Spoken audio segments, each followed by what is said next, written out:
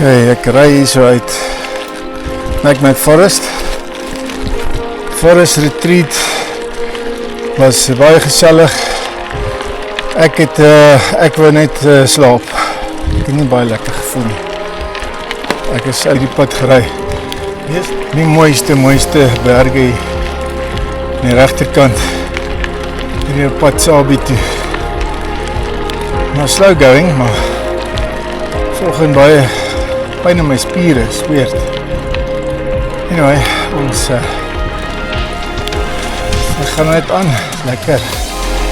Heerlik. Wat 'n voorreg. En nou is ek in die lekker, meestal in die koelte. In plaas van die teerpad wat baie karre is en ook in die son is.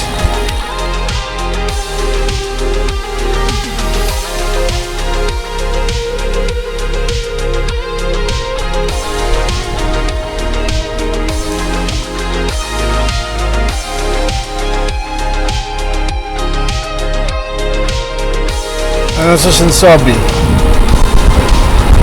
Lekker afdraane, ja, vir afdraane is al weer op.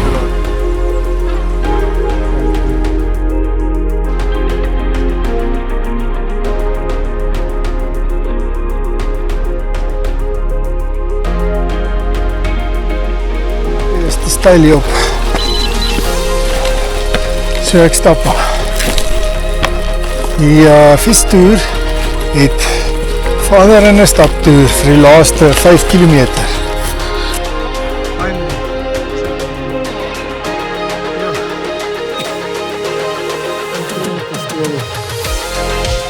Dit is 900 meter baie.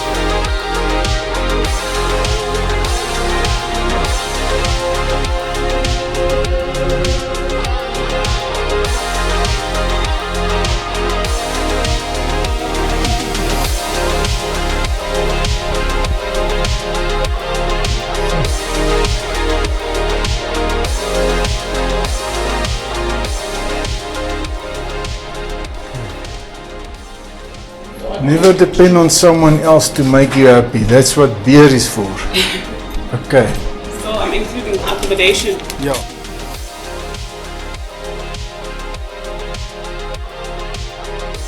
Lekker atmosfeer hier so by die Hofsenhalle vanaand.